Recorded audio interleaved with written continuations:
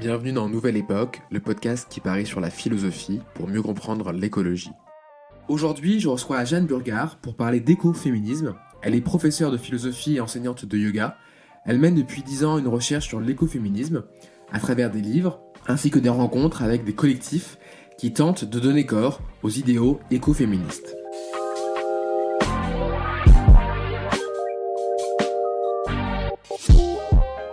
Et déjà, pour essayer de comprendre un peu les bases, première question que j'aurais à te poser, Jeanne, c'est j'aimerais savoir pourquoi déjà, quand on parle de nature et quand on utilise l'adjectif naturel, par exemple, ça sonne comme quelque chose de péjoratif. Pourquoi, quand on dit que quelque chose est naturel, ça semble réducteur et ça semble au final pas très positif.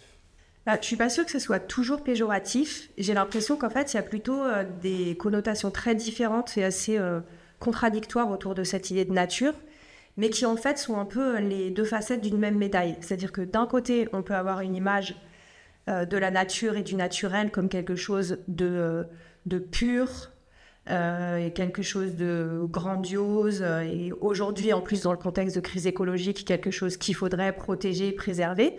Donc on a cette image-là et qui n'est pas nouvelle, en fait. Déjà dans la pensée romantique, par exemple, il y a cette glorification, cette valorisation de la nature.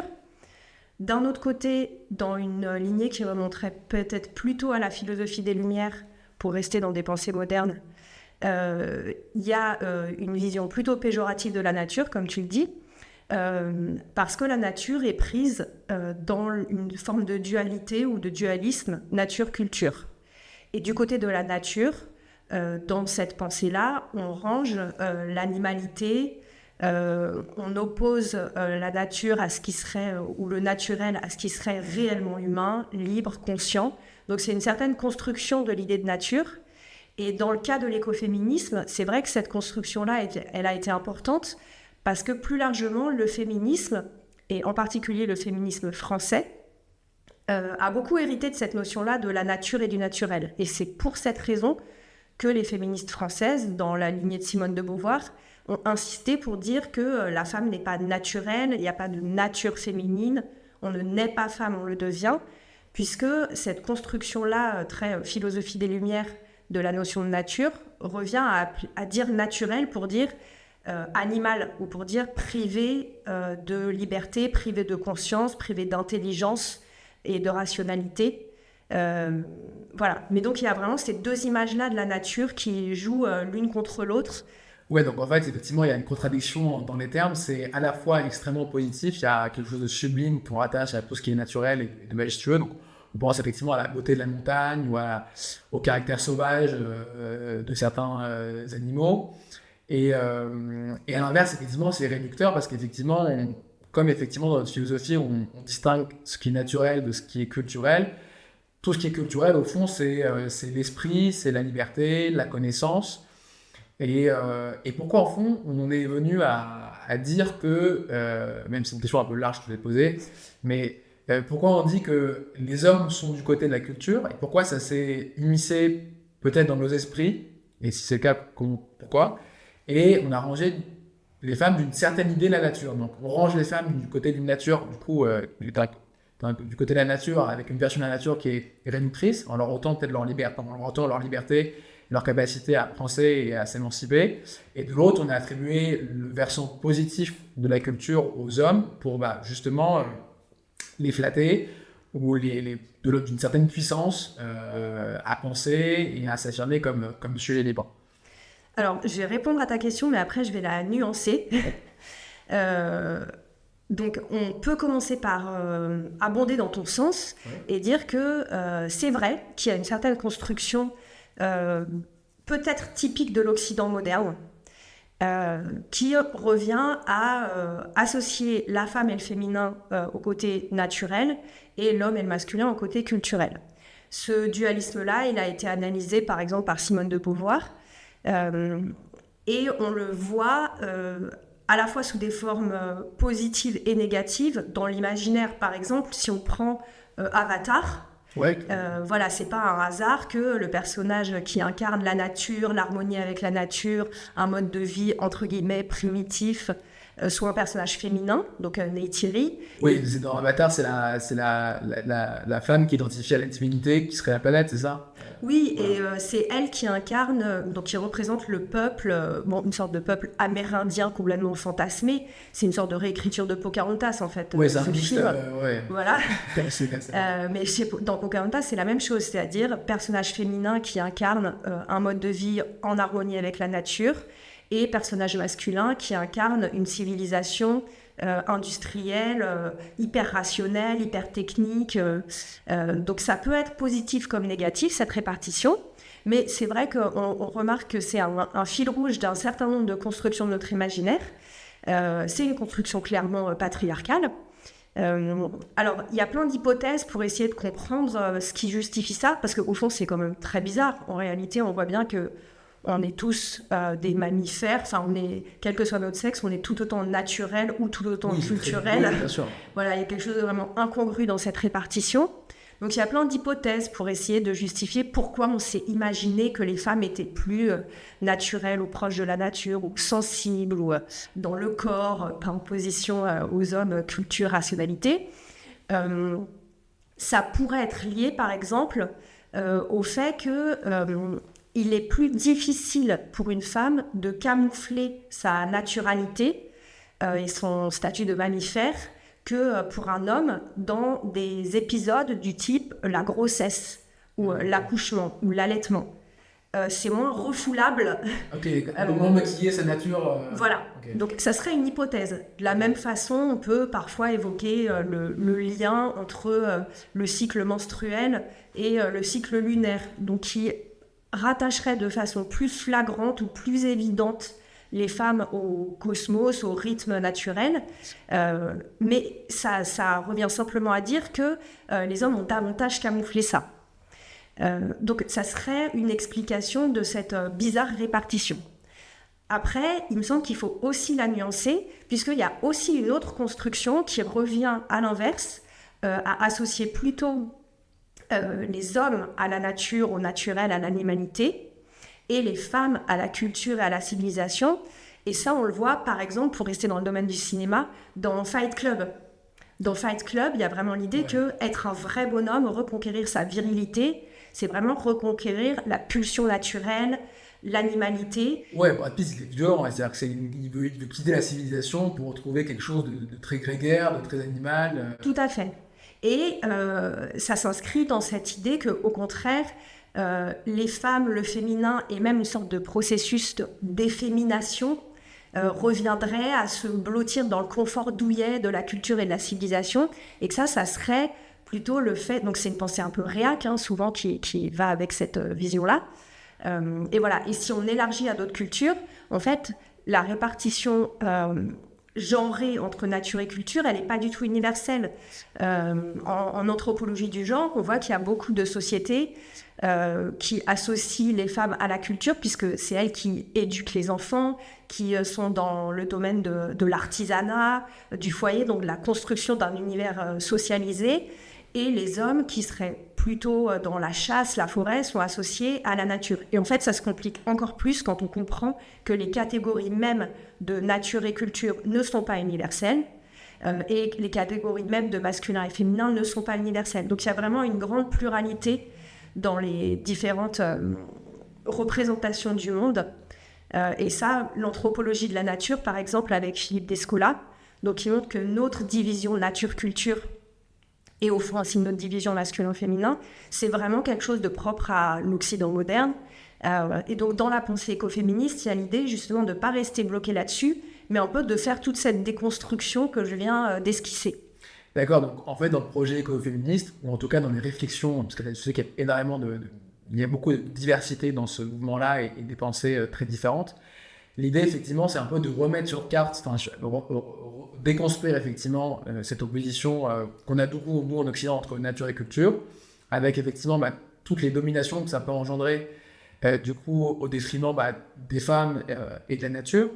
Et du coup, ma question qui me vient là, c'est pourquoi on associerait du coup la violence auquel sont confrontées la nature et la violence auquel sont confrontées les femmes à quelque chose de similaire. C'est-à-dire que pourquoi dans l'écoféminisme, il y a cette tentative de jonction un peu entre ces deux causes, parce que c'est un peu les deux causes de notre époque.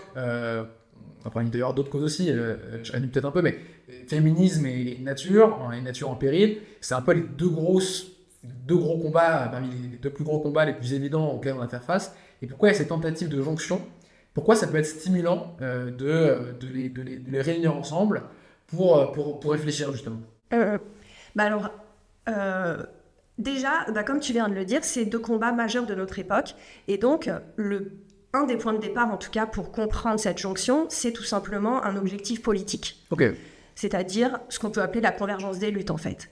C'est de dire, il y a des combats importants aujourd'hui, et en réalité, dans l'écoféminisme, même si le mot ne le laisse pas entendre, c'est pas seulement une articulation entre écologie et féminisme, mais en fait, tous les rapports de domination, notamment de classe et de race, comme on dit aujourd'hui dans les sciences sociales, sont pensés et théorisés.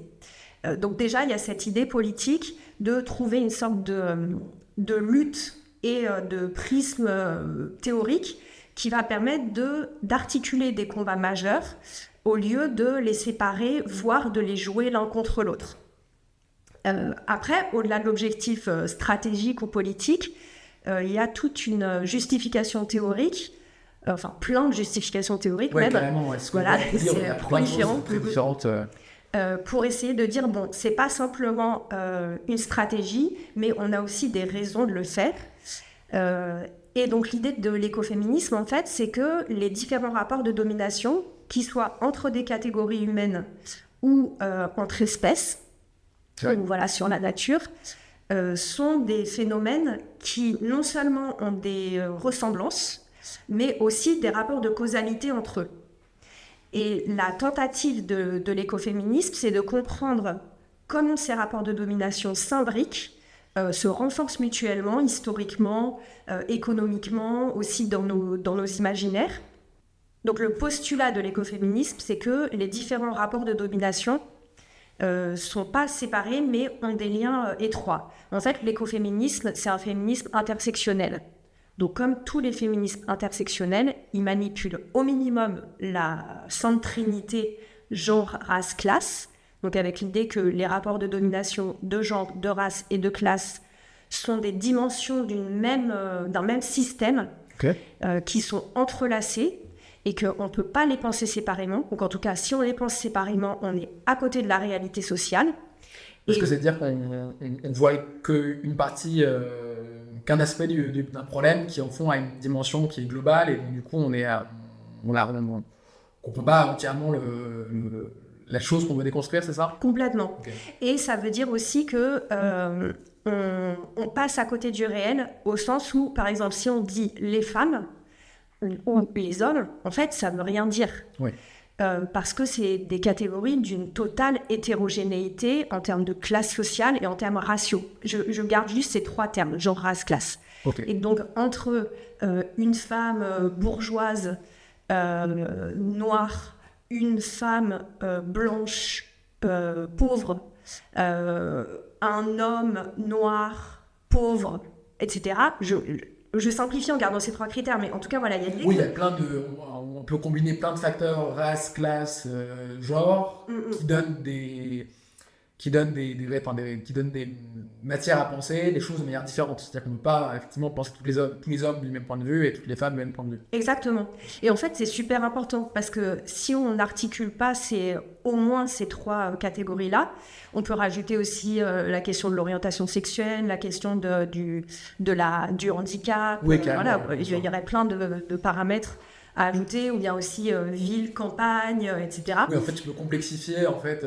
Voilà. Alors, et monter par étapes. L'idée de s'en tenir à cette triade, c'est justement de ne pas complexifier à l'infini, mais de dire, bon, au moins, au minimum, pour comprendre l'échiquier social, il faut au moins ces trois critères-là. Okay.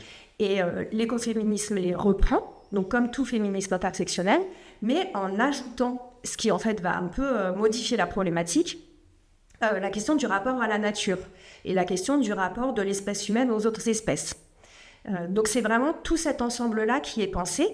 Et du coup, pour revenir à ta question, dans l'idée de l'écoféminisme, ce qu'elles essayent de montrer, c'est que il y a des formes de ressemblance déjà rhétorique entre ces différentes dominations, et que souvent l'idée de nature va jouer comme un des instruments de l'infériorisation. Yes. Donc par exemple, naturaliser les femmes, dire qu'elles sont plus naturelles, ou qu'elles auraient une nature éternelle, etc.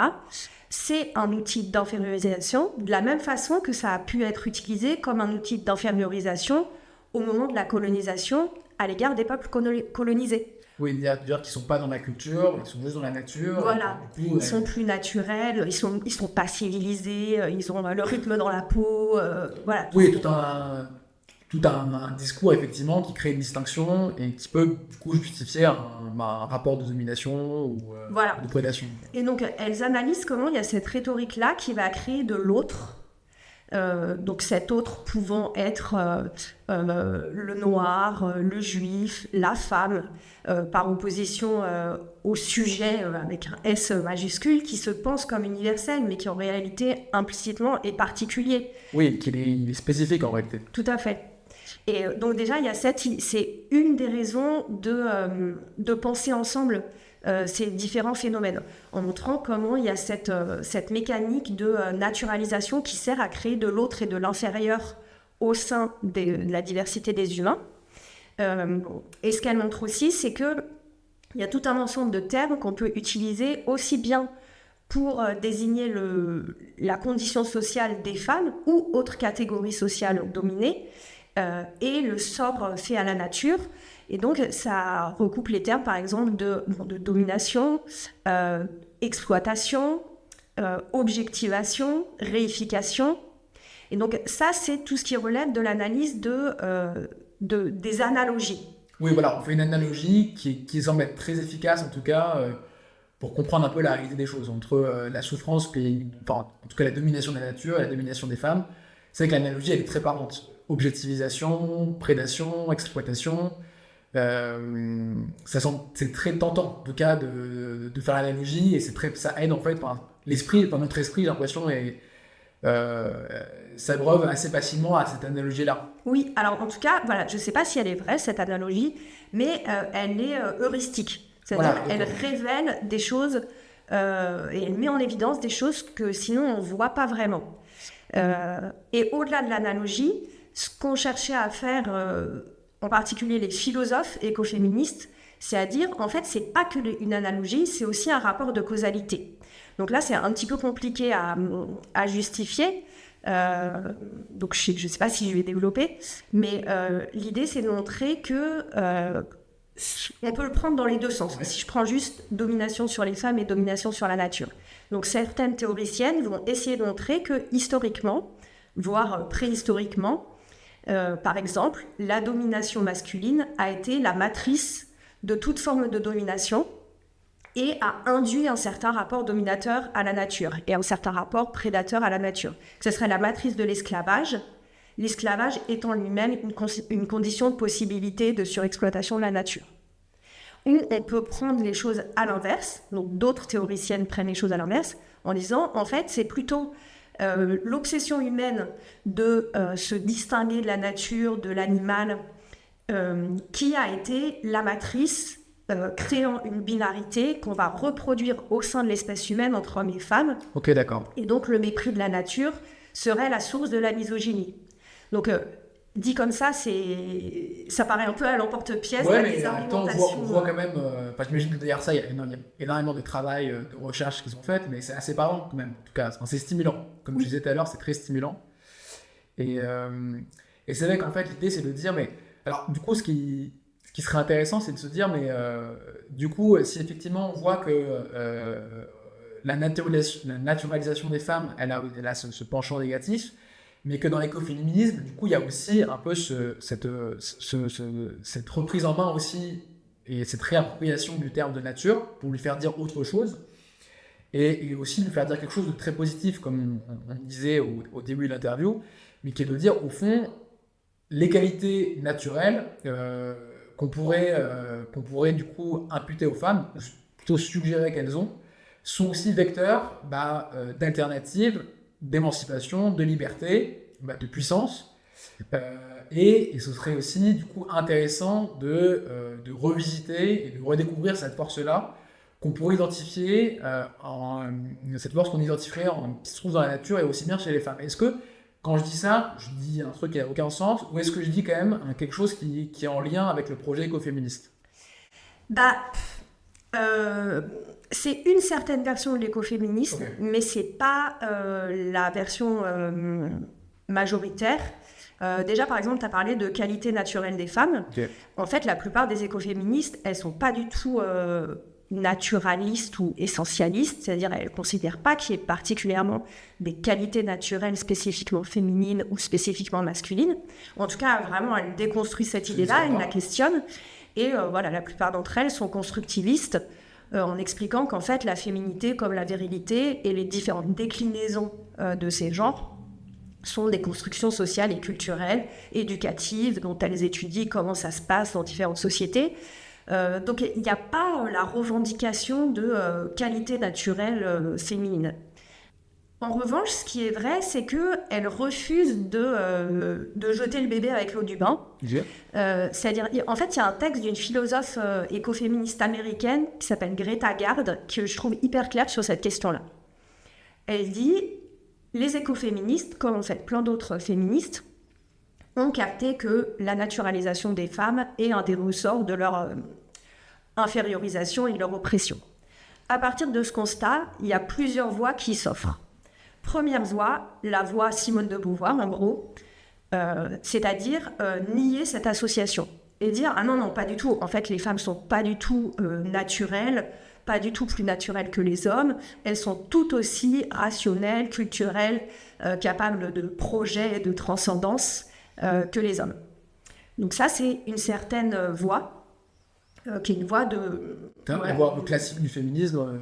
En tout cas en France, voilà. Ouais, tout à fait. Deuxième voie, qu'on appelle aux États-Unis le féminisme culturel, en fait, c'est un peu prendre le contre-pied de cette première voie, c'est-à-dire dire oui, les femmes sont proches de la nature, les femmes sont plus naturelles, plus proches du corps, de la sensibilité, de la nature que les hommes. Elles ont ces qualités naturelles, mais c'est pas une infériorité. Au contraire, c'est une forme de supériorité morale, de supériorité civilisationnelle, etc. Et donc là, il y a une affirmation de ce lien, mais un renversement de la valeur. Oui, c'est ça, c'est-à-dire qu'ils prennent le problème dans le sens. Mais et du coup, toi, t'en penses quoi? Comment tu te situes par rapport à ça alors? Alors, moi, je ne sais pas, mais en tout cas, juste pour finir sur ce texte-là, ce que dit Greta Garde, c'est en fait les écoféministes cherchent une troisième voie. Okay. Elle voit bien que le point commun de ces deux voies, c'est de garder intact le schéma dualiste qui opposerait nature et culture. Et en fait, ce que cherche à faire l'énorme majorité des écoféministes, c'est ni de refuser l'association des femmes et de la nature, ni de la maintenir en la valorisant à l'inverse de sa traditionnelle dévalorisation, mais de chercher une troisième voie qui reviendrait en fait à repenser tout le schmilblick.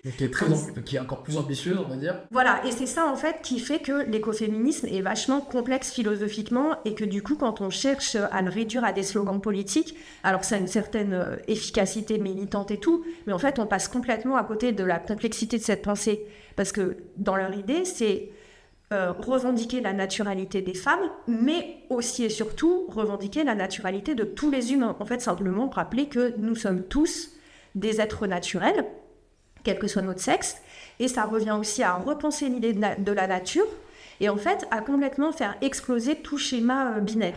D'accord. Donc il y a vraiment c'est vraiment cette recherche d'une troisième voie qui est caractéristique de l'écoféminisme.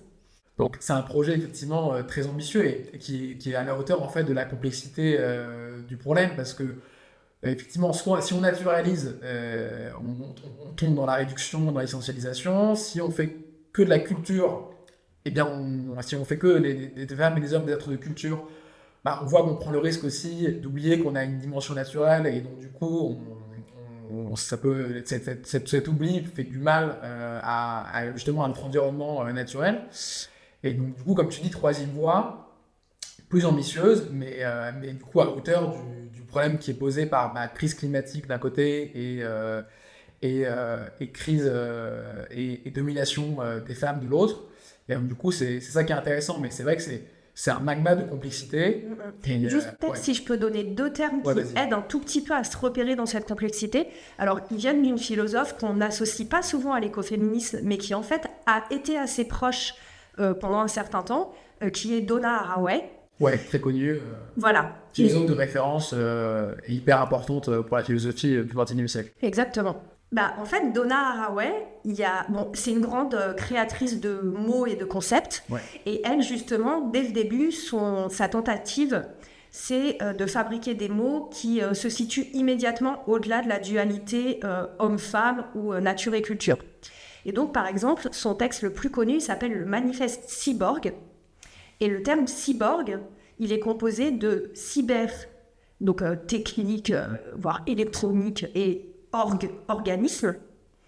Donc il associe en un seul mot la dimension culturelle, technique, artefact. C'est un hybride. Et la dimension naturelle. Voilà.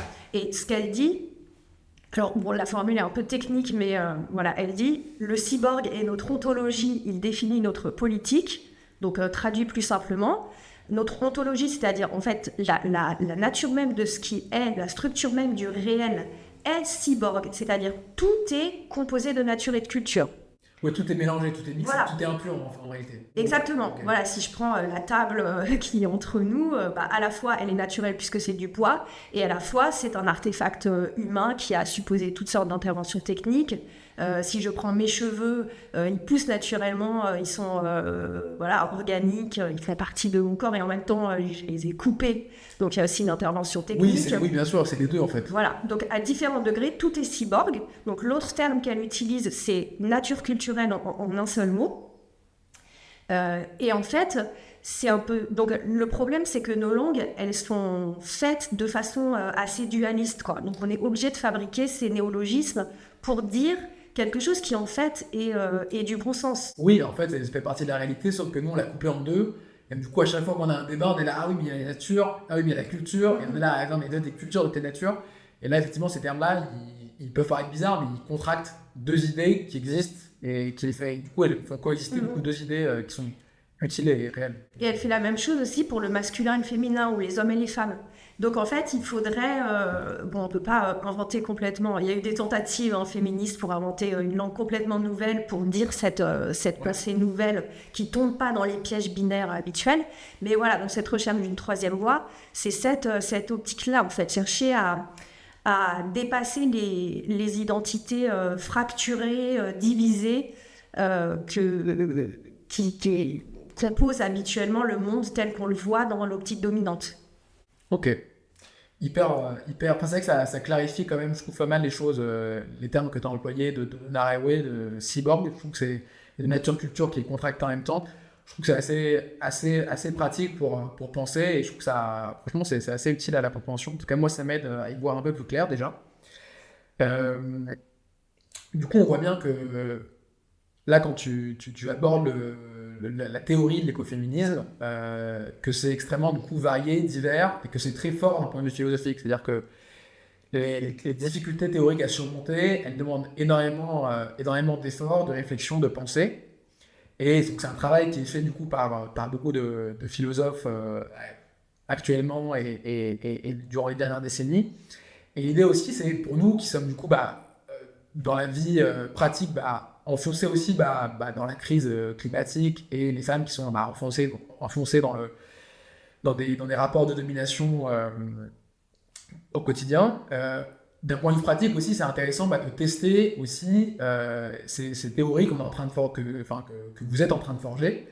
Et du coup, toi, tu as fait ce cheminement-là à toujours essayer de concilier d'un côté les théories sur lesquelles tu travaillais et pratique pour ta vie à toi, et pratique aussi pour, au fond, donner aussi des éléments pour donner aux femmes du coup des ressources pratiques pour réagir.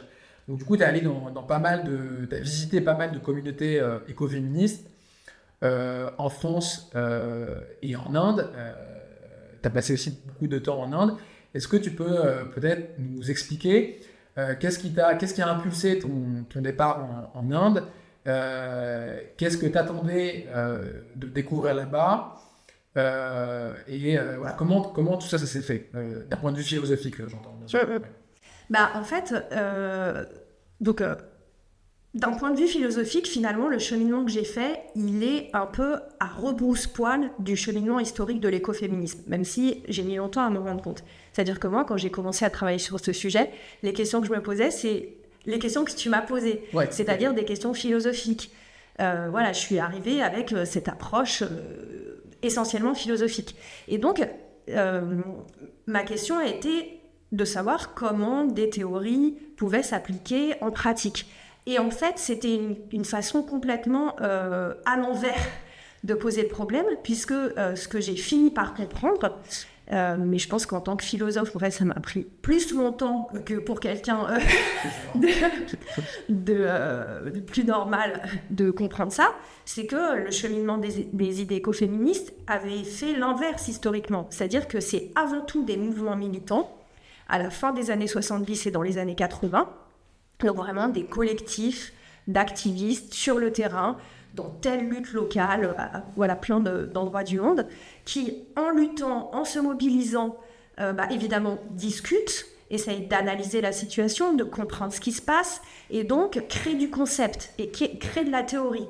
Mais que les théories écoféministes, elles ont vraiment émergé de la pratique. Du terrain. Du terrain. Tu as une action militante. Voilà, et donc on parle, on fait des slogans, et puis on se pose des questions, et puis du coup on invente tel terme, on reprend tel terme, etc. Donc c'est très empirique, on fait de l'outillage, on teste, on tâtonne, on avance, etc. Tout à fait.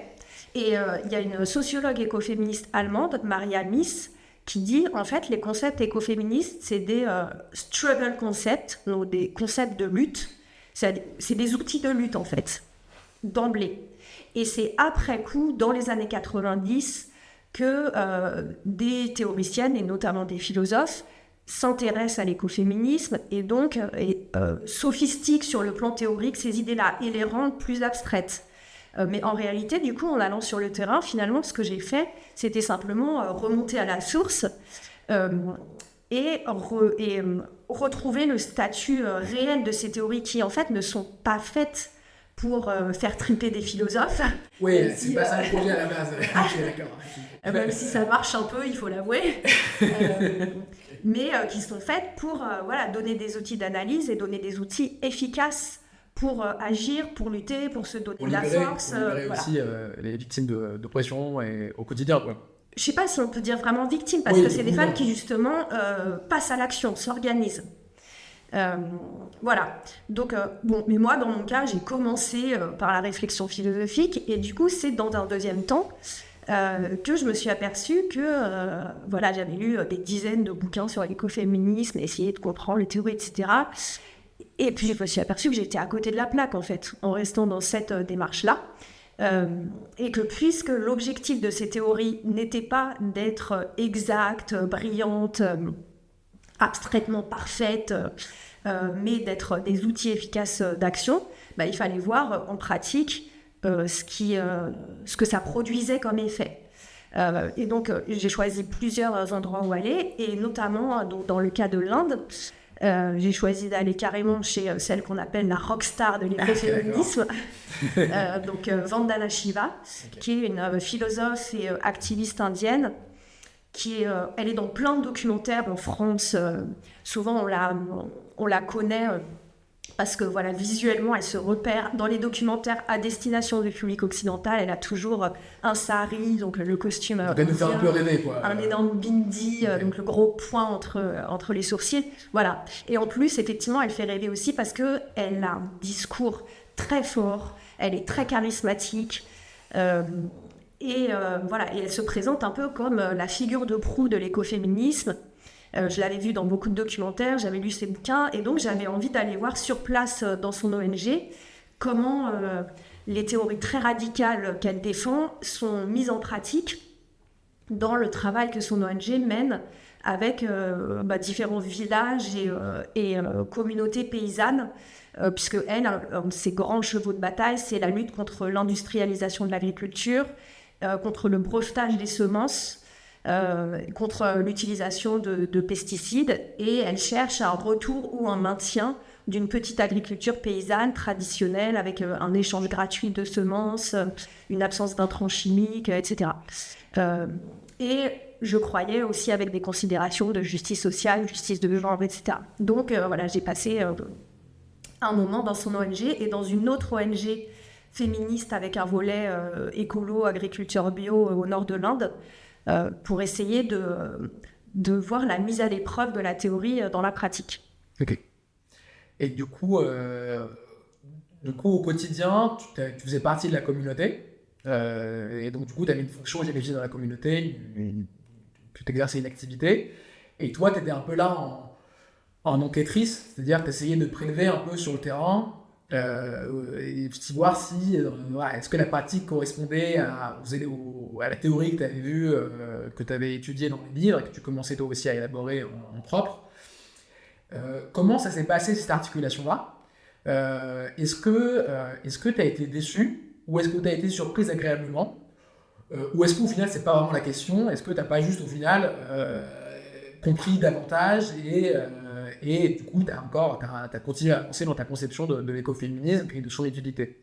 En fait, ça a été un cheminement assez difficile, okay. Puisque, pour être honnête, j'ai commencé par être horriblement déçue et même choquée, scandalisée. Ah ouais, ok, d'accord.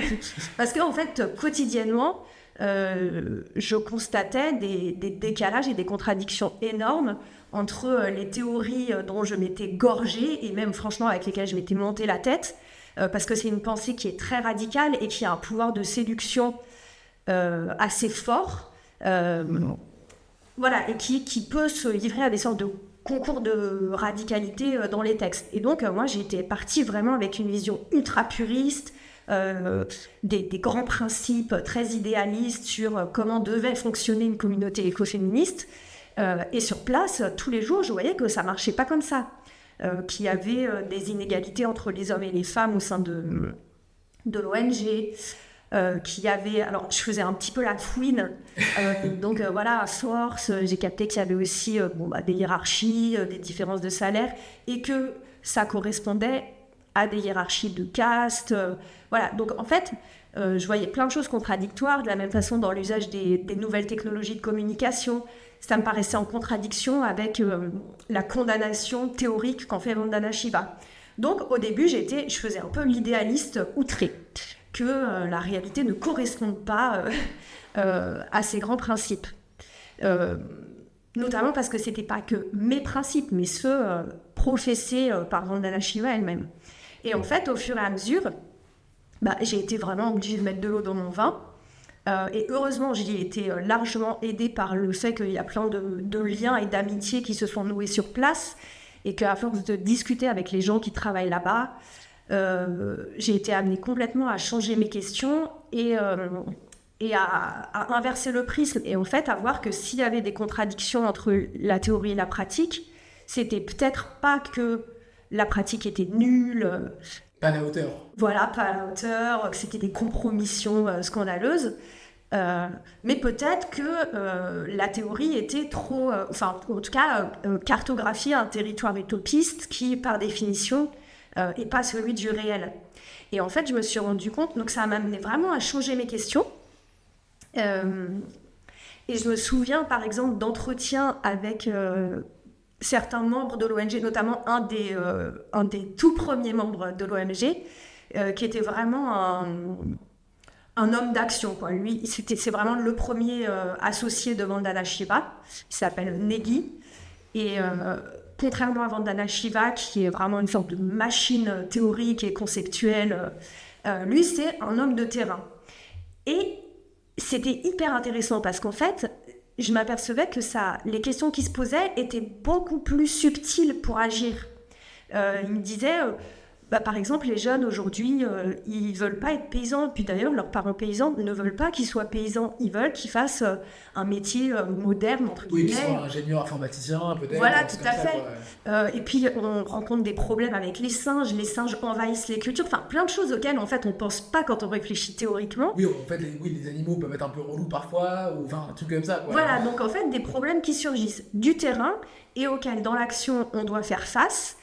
Et qui oblige en fait à lâcher un peu les grands concepts, les grands principes théoriques et à être dans une intelligence du réel et à voir finalement comment on peut ici et maintenant écoféminiser le plus possible nos pratiques avec toutes les contraintes et les limites de la réalité elle-même.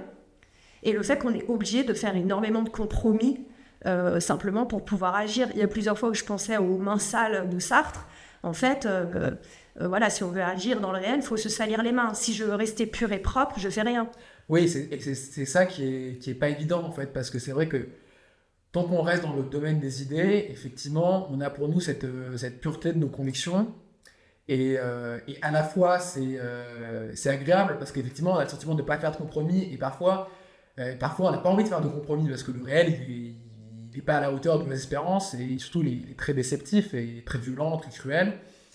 Mais c'est vrai que tant qu'on reste dans cette citadelle de la théorie, en même temps, on n'agit pas sur le réel. Et donc, du coup, on se coupe aussi de notre puissance à modifier les choses.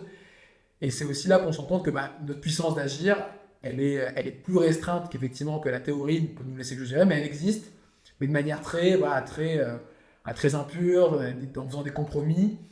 Et la question que je me pose, c'est comment on fait pour garder un peu la conviction qu'on peut avoir quand on théorise, parce qu'on arrive à avoir des convictions, des certitudes, et il y a une direction, et en même temps garder, on va dire, cette force-là intérieure pour quand même aller sur le terrain, agir de manière pragmatique. Comment on fait, et pas trop se compromettre, c'est-à-dire comment on fait pour agir dans le réel sans trop se compromettre. Comment on fait pour... Enfin, c'est une question peut-être un peu large que je te pose, mais si on peut peut-être y réfléchir ensemble, et toi me dire un peu comment tu vois le truc, mais comment on fait pour maintenir un peu un équilibre quand même, entre ces deux pôles? Oui, c'est vrai que c'est pas évident de trouver où est le curseur entre le compromis nécessaire pour agir et la compromission pure et simple. Et j'ai l'impression que c'est pas quelque chose qu'on peut résoudre théoriquement. C'est vraiment du cas par cas. Et pour donner un exemple à la hauteur du caractère déceptif du réel, voilà, moi, même si je me considère pas écoféministe, voilà, j'ai écrit noir sur blanc que je ne crois pas à l'écoféminisme, je suis pas écoféministe, etc. Mais évidemment, j'ai des affinités aussi et des sympathies avec ce mouvement-là. Et en fait, après la période où je l'étudiais en mode hyper puriste et où du coup, par exemple, je croyais que pour être écoféministe, il fallait que je devienne maraîchère, bio, etc. Et puis après avoir découvert que, en fait, vivre dans une bulle de gens qui pensent tous pareil, ça m'allait pas et qu'en plus j'étais hyper nulle pour faire un potager, Ouais, etc. c'est pas évident d'être maraîcher, Voilà. tu le vois quand même. Oui, clairement, en tout cas, je suis pas douée pour ça. J'ai fait le choix finalement de retourner à l'enseignement au lycée, en essayant, là aussi sans me dire écoféministe, mais d'écoféminiser ou en tout cas d'aller vers ce qui me paraissait plus juste dans mes pratiques d'enseignement. Donc, cadre du réel, prof dans l'éducation nationale, fonctionnaire d'un État qui suit la direction qu'on sait actuellement, voilà, avec toutes sortes de contraintes, de limites, d'obligations, etc. D'inertie. Exactement. De compétitivité, Parcoursup, voilà, plein de choses qui en fait sont comme beaucoup de choses du réel, vraiment aux antipodes des idéaux écoféministes, qui sont des idéaux d'absence de hiérarchie, partage, solidarité, voilà. L'idéal écoféministe, c'est pas on note les élèves, on les met en compétition les uns avec les autres pour que les meilleurs et ceux qui ont le plus gros capital culturel familial réussissent, voilà. Donc dans cette réalité-là, qu'on peut considérer comme pourrie d'un point de vue écoféministe ou plus largement d'un point de vue moral, enfin voilà, chez Hegel déjà il y a cette idée que la conscience morale perché sur son piédestal peut cracher sur la réalité comme étant quelque chose de pourri, mais bon, n'empêche que on vit dans la réalité.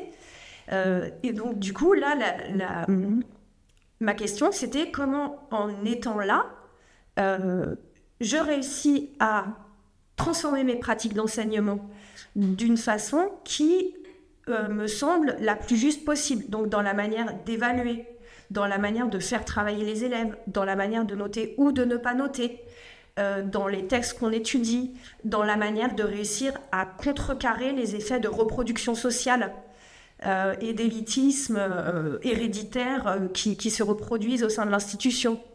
Et donc, en fait, ça amène à transformer ces pratiques d'une façon totalement imparfaite, mais avec une sorte d'horizon. Et ça vaut dans tous les secteurs, c'est-à-dire il n'y a pas besoin d'être une activiste indienne travaillant avec des paysans pour que ce soit dur d'agir dans le réel. Oui, c'est-à-dire que chacun, en fait, dans sa fonction sociale, dans son métier, dans ses différentes positions sociales qu'il peut occuper, au sein de la famille, au sein de toute relation qu'on peut avoir, etc. Ce que tu dis, c'est qu'on peut se fixer un objectif de transformation à son échelle et du coup expérimenter aussi une certaine capacité à agir qui est pas celle qu'on pensait peut-être au début, dire tout changer directement, mais c'est élaborer un programme de changement à son échelle, quoi. C'est un peu ça que tu dis? Oui, et alors je suis même pas sûre que ça marche en termes de s'élaborer un programme de changement, parce qu'en réalité c'est vraiment une sorte de processus. C'est ça aussi du coup qui est, je trouve, qui change le questionnement quand on passe à l'action, c'est que une des questions centrales devient celle des réels ressorts de la transformation, de la transformation personnelle et de la transformation sociale collective. Et même si philosophiquement c'est moins brillant, c'est moins stimulant peut-être de se poser ces questions-là, il y a aussi quelque chose de passionnant dans la rencontre du réel et de ses limites, de ses difficultés, et de voir comment en fait sans fantasmer un autre monde, des lendemains qui chantent, voilà, ou de débarquer tout d'un coup au paradis sur Terre. Voilà, comme on fait avec dans ces différents rôles sociaux, donc voilà, dans ma famille, dans mon couple, dans mon métier, dans mon quartier, dans une asso peut-être où je suis impliquée, en tant que citoyen, en tant que consommateur, en tant que vacancier, etc., etc. Il y a une image qui est donnée par Starhawk, donc une sorcière écoféministe californienne, qui dit en fait l'horizon de l'écoféminisme, c'est de passer de la pyramide au cercle.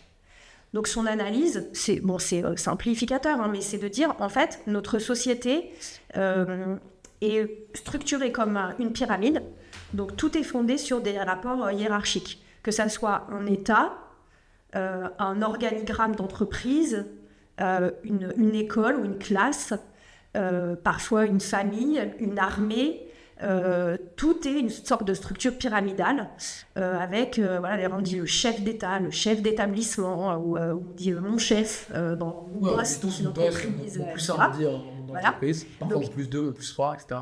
Donc il y a tous ces rapports hiérarchiques et l'horizon écoféministe d'action, tel qu'elle le représente graphiquement, c'est de dire en fait, ça n'est pas qu'il y ait plus de personnes, plus de femmes, plus de personnes racisées qui réussissent à accéder au haut de la pyramide, c'est pas ça, c'est qu'il y ait plus de pyramide, c'est que la structure change et que ça devienne un cercle. Oui, parce que c'est comme ça que tu sens la logique de domination, parce que sinon, si tu fais juste échanger les rôles, bon, tu déplaces le problème, mais effectivement, tu ne déconstruis pas ce que tu veux déconstruire. Exactement.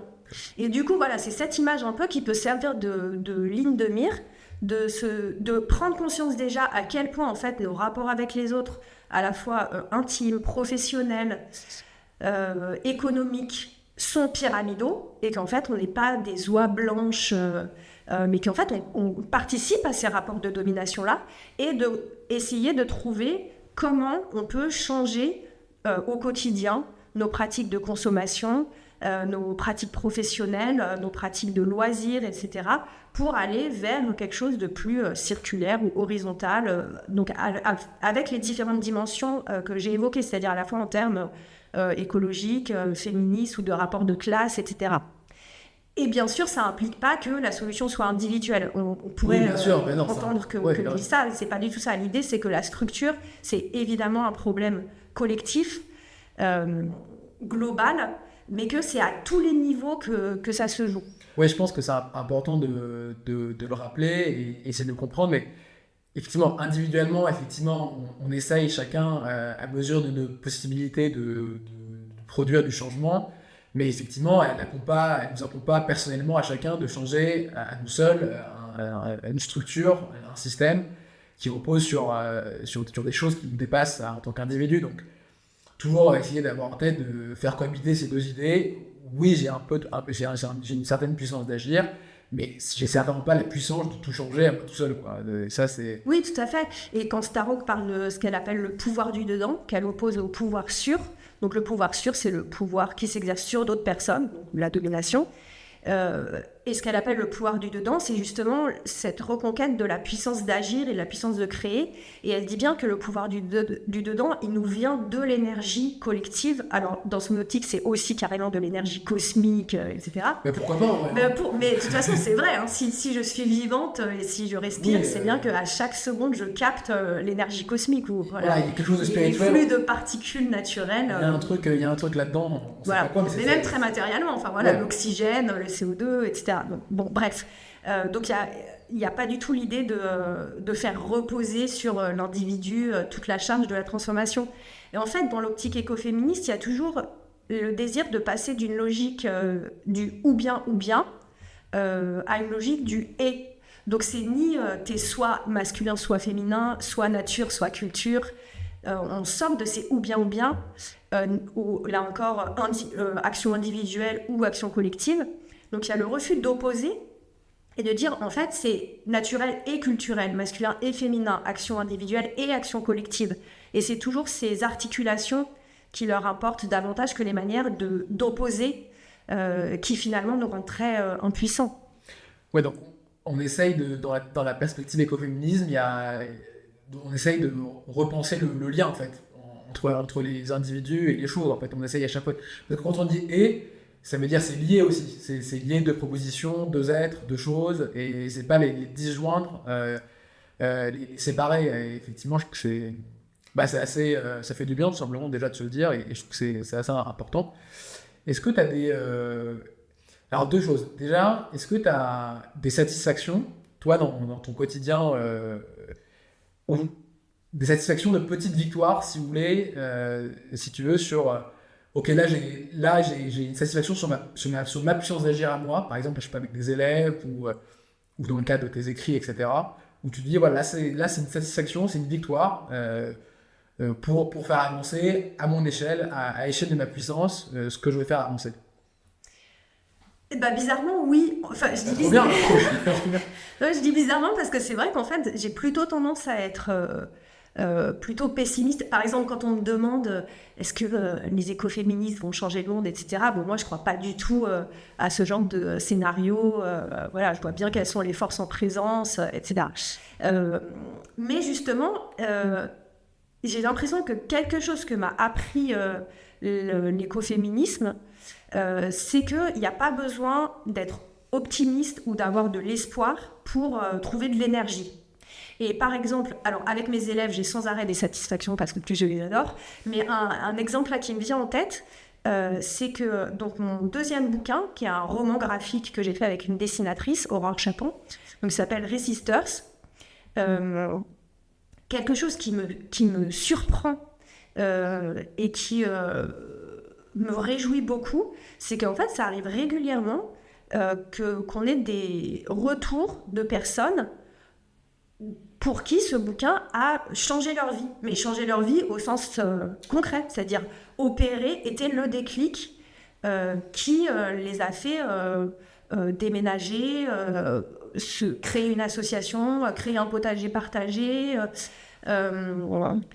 changer leur pratique de consommation, et en fait ce constat-là, qui contredit complètement mon côté nihiliste, et m'a tendance à me dire mais ça sert à rien d'écrire des bouquins comme ça, etc.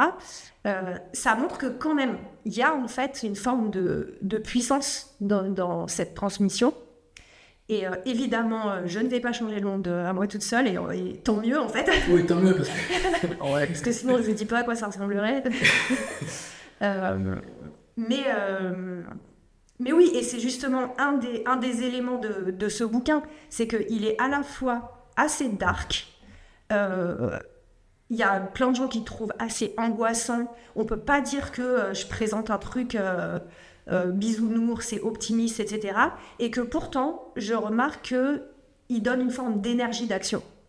Donc ça, c'est une immense satisfaction et inattendue pour moi-même, quoi. Ouais, c'est hyper positif, et c'est bien. Et je trouve que c'est intéressant ce que tu dis aussi sur l'espoir. Au fond, il n'est pas toujours nécessaire pour l'énergie, pour l'action. Parfois, c'est vrai que on est désespéré, etc. Mais on se dit, mais s'il y a pas on se dit, si j'espère pas, alors je suis foutu et je vais pas agir. Mais l'espoir, c'est aussi, enfin, c'est Spinoza qui dit ça, je crois, mais c'est vrai que c'est aussi une passion. Ça peut être une passion triste aussi, l'espoir, parce que c'est une promesse, c'est une illusion, c'est une projection dans l'avenir, mais c'est pas concret, c'est pas réel. Et du coup, ça peut aussi nous faire souffrir, parce que l'espoir, c'est attendre quelque chose qui n'est pas encore réalisé. Ça peut être aussi très déceptif, et parfois, au mieux, être dans une sorte un peu de nihilisme, ou genre d'incertitude, où on ne sait pas vers où, et agir, et avoir au moins ces petites victoires-là qu'on grignote quand on peut les grignoter, quoi. D'ailleurs, on parle de l'énergie du désespoir. Oui, ah, ok, ouais, c'est vrai. Oui, c'est ouais. Avoir l'énergie du désespoir. Ouais, c'est vrai. Le désespéré, bon, il a fait c'est vrai que il doit réagir, en fait. Il doit réagir tellement il est en pied du mur, et tellement, de toute façon, il a plus le temps d'espérer, quoi. C'est un peu ça l'idée, peut-être. Ok, peut-être pour finir, est-ce que tu dirais que l'écoféminisme, c'est une sorte d'humanisme? Est-ce que on en parlait tout à l'heure avant de commencer à enregistrer, qu'il faut être écoféminisme? Voilà. Qu'est-ce que tu penses de cette drôle de proposition que tu as déjà annoncée? Alors déjà sur est-ce que l'écoféminisme est un humanisme? Bon, comme d'hab, je vais devoir faire une réponse en 2 temps. Yes. C'est-à-dire que si par là, on veut dire que l'écoféminisme a une portée universelle, que c'est pas juste une lutte faite par les femmes pour les femmes, mais qu'il y a vraiment un enjeu destiné aux humains dans leur totalité, en ce sens, on peut dire que c'est un humanisme.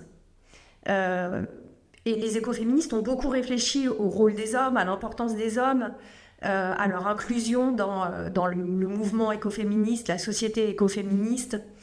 Donc, en ce sens-là, on pourrait dire que c'est un humanisme, pour montrer que c'est vraiment pas quelque chose qui exclurait les hommes ou qui serait réduit à un combat de femmes. Après, le terme d'humanisme, il est aussi pas mal critiqué par les écoféministes en disant, en fait, l'humanisme, il a un côté anthropocentrique. Ouais, mais il y a un H, quoi.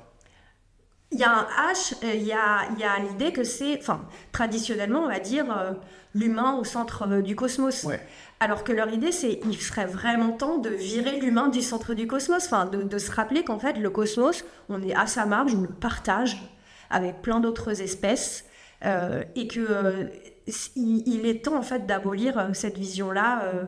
Donc c'est plus ambitieux, en fait, qu'un simple humanisme, quelque part. Oui, ouais. Oui, tout à fait. Ouais.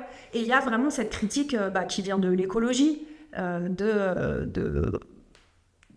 critique de l'humanisme, notamment de l'humanisme moderne, comme une forme d'anthropocentrisme qui finalement a beaucoup nui à notre rapport à l'environnement et aurait contribué à sa dégradation.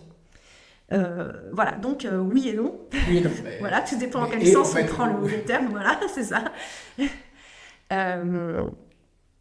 Et pour ta dernière question, faut-il être écoféministe? Bon, c'est ce que je te disais avant, alors je suis vraiment pas... T'aimes pas les inventions? Non, j'aime pas qu'on m'en donne et j'aime pas en donner. Donc non, je dirais pas du tout qu'il faut être écoféministe.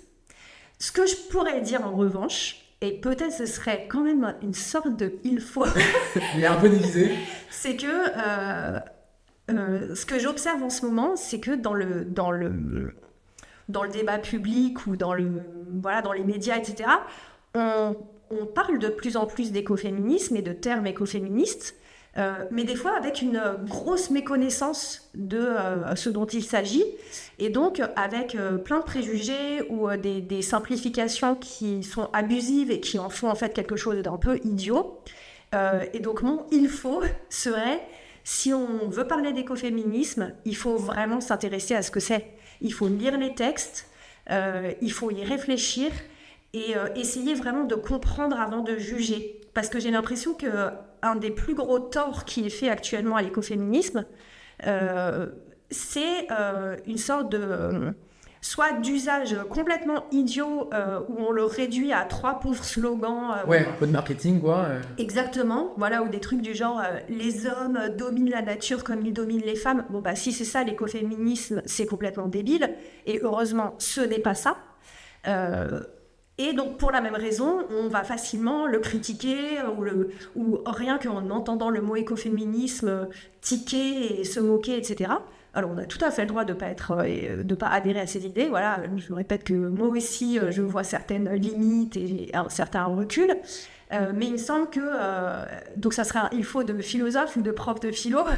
Donc, vraiment chercher à comprendre avant d'émettre un jugement sur le mouvement. Et je pense que quelle que soit l'opinion qu'on a dessus, les pistes que ça ouvre, les questions, les sources de réflexion, les interrogations sont vraiment passionnantes et assez incontournables aujourd'hui.